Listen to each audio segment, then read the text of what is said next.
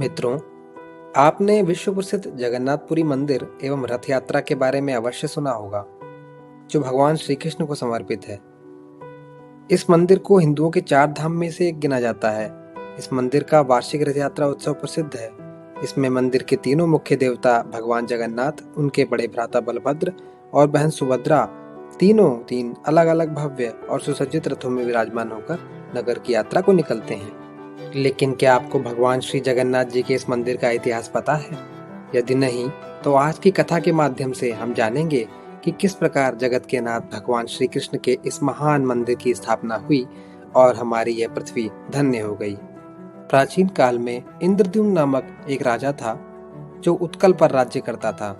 उत्कल को आज हम उड़ीसा के नाम से जानते हैं। उस राजा ने बहुत से राज्यों पर विजय प्राप्त करके बहुत प्रसिद्धि पाई, परंतु फिर भी उसे प्रसन्नता नहीं मिली।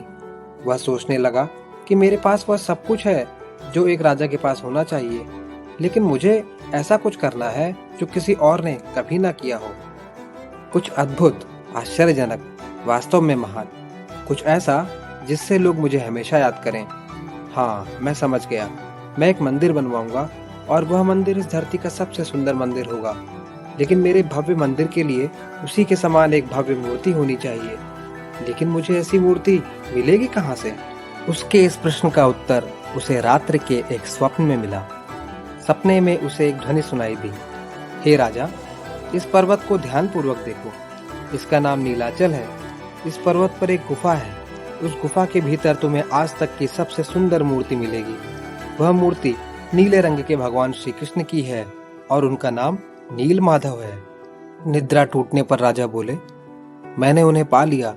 नील माधव, भगवान जो नील वर्ण के हैं, वही मेरे मंदिर की शोभा बढ़ाएंगे। लेकिन नीलाचल पर्वत है कहाँ? मुझे उसे कहाँ ढूंढना चाहिए? अगले ही दिन राजा ने अपने विश्वास पात्र मंत्रियों को बुलाकर अपने स्वप्न के बारे में बताया। जाओ, उस पर्वत और मूर्ति का पता लगाकर मुझे बताओ, फिर मैं स्वयं जाकर नील माधव को उत्कल लेकर आऊंगा। मंत्री बोले, ठीक है महाराज, हम इसी क्षण निकलते हैं। राजा के अधिकारी नीलाचल पर्वत की खोज में अलग अलग दिशाओं में निकल पड़े। उन्हीं में विद्यापति नाम का एक नवयुवक था। उसे ऐसा आभास हुआ कि जंगल की दिशा में जाने पर ही नीलाचल का पता चलेगा। लेकिन जब वह जंगल में पहुंचा, तब उसे एक किसान मिला। नीलाचल के बारे में पूछने पर वह बोला, क्या नीलाचल? नहीं, मैंने यह नाम कभी नहीं सुना। आगे एक और व्यक्ति से पूछने पर उसने भी यही कहा। माफ करना, मैं यहाँ बहुत समय से रह रहा हूँ, लेकिन मैंने कभी भी यह नाम नहीं सुना। मुझे लगता है कि तुम गलत स्थान पर आ गए हो। इस प्रकार के उत्तर बड़े ही निराशाजनक थे, लेकिन फिर भी विद्यापति ने आशा नहीं छोड़ी। उसने सावधानी पूर्वक बड़ी मेहनत से जंगल को पार किया, लेकिन वह नीलाचल का पता नहीं लगा सका। दिन गुजरते गए। विद्यापति का भोजन और पानी भी अब समाप्त हो चुका था। उसने सोचा कि मुझे कुछ पानी और भोजन के लिए निकट के किसी गांव की ओर जाना चाहिए। लेकिन जैसे ही वह घोड़े पर बैठा, जंगल के बाहर जाने के बजाय वह जंगल में और अधिक अंदर की ओर बढ़ने लगा। उसने सोचा कि नीलाचल, तुम जहां भी हो, मैं तुम्हें ढूंढ निकालूंगा। जैसे जैसे वह जंगल में भीतर की ओर बढ़ता गया, वैसे वैसे जंगल और अधिक घना होता गया। अंत में उसे अपने घोड़े से उतरकर पैदल ही आगे बढ़ना पड़ा। अंत तो गत्वा कुछ दिनों बाद वह किसी तरह जंगल से बाहर निकलने में सफल हो पाया। भूख और प्यास से बेहाल होकर वह एक पेड़ के सहारे बैठ गया। तभी उसे किसी के गाने और घंटियों की आवाज सुनाई दी। उसने सोचा कि यह सच है या कोई सपना। यह सपना नहीं था।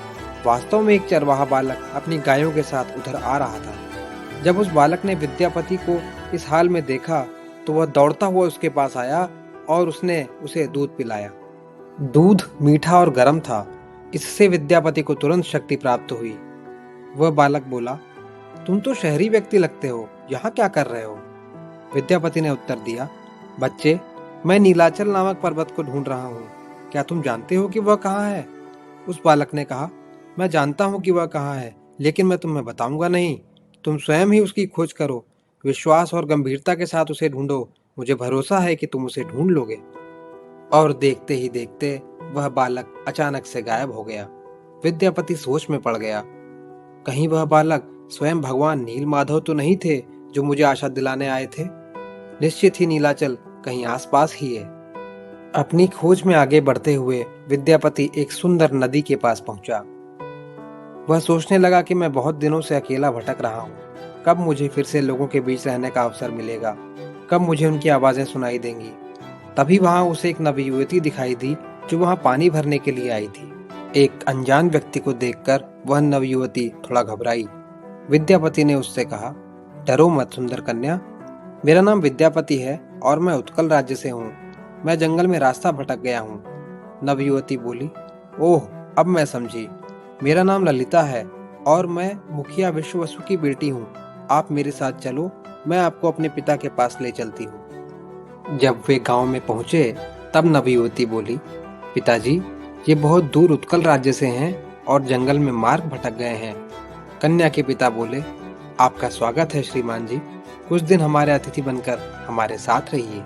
बहुत दिनों तक अकेले भटकने के बाद विद्यापति सावरा जनजाति के उन लोगों के साथ आनंद से रहने लगा।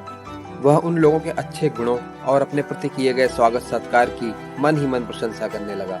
साथ ही उसने यह भी सोचा कि क्या इन लोगों से नील माधव की खोज के बारे में बात करनी चाहिए, लेकिन उसने उनसे नील माधव के संबंध में कोई भी बात न करने का निर्णय लिया। शीघ्र ही विद्यापति का सावरा लोगों के प्रति बढ़ता हुआ प्रेम मुखिया विश्ववसु की बेटी ललिता पर केंद्रित होने लगा। उसने विचार किया कि ललिता बहुत अच्छी है, फूलों से भी अधिक प्यारी है। ललिता के पिता को भी उन दोनों के परस्पर बढ़ते हुए प्रेम का अनुमान होने लगा। जब विद्यापति और ललिता ने विवाह करने की अपनी इच्छा मुखिया के सामने व्यक्त की तो विश्ववसु ने हृदय से अपनी सहमति और आशीर्वाद दिया। जल्द ही उन दोनों का विवाह धूमधाम से संपन्न हुआ और विवाहित दंपति प्रसन्नता के साथ रहने लगा। कुछ समय बाद एक दिन विद्यापति ने कुछ ऐसा देखा जिससे उसे बेचैनी होने लगी। उसने ललिता के पिता को रोज कहीं जाते हुए देखा। विद्यापति ने ललिता से पूछा कि मैं तुम्हारे पिता को रोज प्रातः काल में कहीं जाते हुए और सायंकाल में ही लौटता हुआ देखता हूँ, वह कहाँ जाते हैं? ललिता ने उसे तेज न बोलने के लिए कहा और बताया कि यह एक गुप्त रहस्य है। विद्यापति ने पूछा, क्या अपने पति को भी नहीं बता सकती उस रहस्य के बारे में? ललिता बोली, नहीं नहीं, मैं आपसे भला क्यों छिपाऊंगी। मेरे पिता जंगल में बहुत भीतर एक पर्वत पर स्थित गुफा में जाते हैं। विद्यापति बोला, क्या कहा तुमने? पर्वत पर एक गुफा? ललिता बोली, हाँ, नीलाचल पर्वत पर भगवान नील माधव की गुफा। विद्यापति नीलाचल और नील माधव का नाम सुनकर आश्चर्यचकित रह गया। वह बोला, प्रिय, कृपया अपने पिता से आग्रह करो कि वह मुझे भी अपने साथ नील माधव की गुफा में ले चलें। ललिता बोली, अरे, मुझे नहीं लगता कि वह सहमत होंगे, लेकिन फिर भी मैं उनसे आग्रह अवश्य करूंगी। जैसा कि ललिता ने सोचा था वैसा ही हुआ। विश्ववसु उसके आग्रह को सुनकर खुश नहीं हुआ। वह बोला, ललिता, तुम ऐसा अमूल्य रहस्य विद्यापति को कैसे बता सकती हो? ललिता बोली, पिताजी, क्या वे हमारे परिवार का हिस्सा नहीं है? कृपा करके केवल एक बार उनको भगवान नील माधव का दर्शन करने दीजिए। इस विनती को सुनकर विश्ववसु विद्यापति को उसकी आंखों पर पट्टी बांधकर अपने साथ नील माधव की गुफा तक ले जाने को तैयार हो गया। विद्यापति ने सोचा कि मैं आंखों पर पट्टी बांधे जाने के कारण नीलाचल का मार्ग कैसे जान पाऊंगा। हाँ, मैं समझ गया कि उसके लिए मुझे क्या करना है। उस रात विद्यापति ने रसोई घर के एक मर्तबान से मुट्ठी भरकर कुछ चुरा लिया और चुपचाप जाकर सो गया। अगले ही दिन विद्यापति जल्दी ही तैयार हो गया। विश्ववसु बोला, तुम्हारी आंखों पर पट्टी बांधने के लिए मुझे क्षमा करना बेटा, लेकिन नील माधव मेरे भगवान हैं और मैं उनकी एक खजाने की तरह रक्षा करता हूँ। विद्यापति ने सोचा, मुझे पूरी उम्मीद है कि सरसों के जो बीज मैंने रसोई घर से चुराए हैं वो अपना काम जरूर करेंगे। इसके बाद गुफा की ओर यात्रा शुरू हो गई। विद्यापति ने मन ही मन सोचा, मुझे क्षमा करना मेरे ससुर जी, परंतु मैं जो भी कर रहा हूँ वह अपने महाराज के लिए कर रहा हूँ। वह यात्रा विद्यापति को अंतहीन अनुभव होने लगी। फिर जब समतल भूमि से चढ़ाई आरंभ हुई तब विद्यापति को लगा कि यह अवश्य ही नीलाचल पर्वत ही है। उत्साह के कारण उसकी हृदय गति बढ़ने लगी। जब वे दोनों गुफा पर पहुंचे तो विश्ववसु ने आंखों की पट्टी हटा दी, लेकिन सिर्फ कुछ क्षणों के लिए ही। विश्ववसु बोला, मेरे बेटे, देखो भगवान नील माधव को। विद्यापति नील माधव को एकटक देखता ही रह गया और बोलता गया, सुंदर, बहुत सुंदर। विद्यापति की आंखों पर फिर से वही पट्टी थी।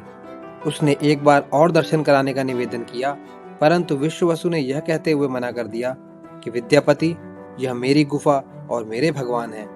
तुम्हें मुझे धन्यवाद देना चाहिए कि मैंने तुम्हें एक बार तो अपने नीलमाधव के दर्शन कराए। अब हमें वापस चलना चाहिए। फिर वे दोनों वापस घर पहुंच गए। लेकिन विद्यापति को नीलमाधव का दर्शन करने के लिए अधिक प्रतीक्षा नहीं करनी पड़ी, क्योंकि वर्षा ऋतु आरंभ हो चुकी थी। उसने मन ही मन सोचा, और बरसों वर्षा और बरसों, ताकि सरसों के बीजों से शीघ्र ही फूल खिल जाएं। कुछ दिनों बाद उसने देखा कि सरसों के बीजों से भली भांति फूल विकसित हो गए हैं। उन पीले फूलों के पगडंडी का अनुसरण करते हुए वह दौड़ता हुआ गुफा तक पहुंच ही गया।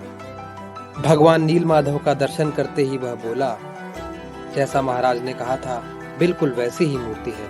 अद्भुत, अद्वितीय, ऐसी भव्य मूर्ति कभी किसी ने नहीं देखी होगी। फिर उसने भगवान को दंडवत प्रणाम करके प्रार्थना की। विद्यापति को अपने महाराज के लिए नीलमाधव मिल चुके थे। प्रसन्न मन के साथ वह गांव लौट आया और विश्ववसु से बोला, श्रीमान जी, अब मुझे अपने राज्य को लौटना चाहिए। आप ललिता और मुझे अपना आशीर्वाद दें। विश्ववसु ने भारी मन से उन्हें आशीर्वाद देकर विदा किया। जब वे उत्कल पहुंचे तो विद्यापति सीधा महल की ओर गया। वह राजा से बोला, महाराज, मैंने नीलाचल और नीलमाधव को ढूंढ लिया है। राजा बोले, प्रिय विद्यापति, मुझे शीघ्र ही नीलाचल ले चलो। इसके बाद क्या हुआ? क्या राजा इंद्रद्युम्न नीलाचल पहुंच सके? क्या उनको भगवान नीलमाधव की मूर्ति मिल सकी?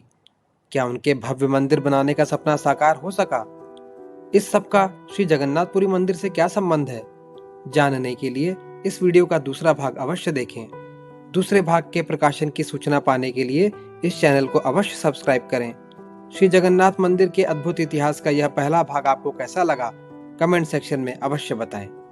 एवं मनोबल बढ़ाने हेतु लाइक अवश्य करें। धन्यवाद। जय जय श्री राधा।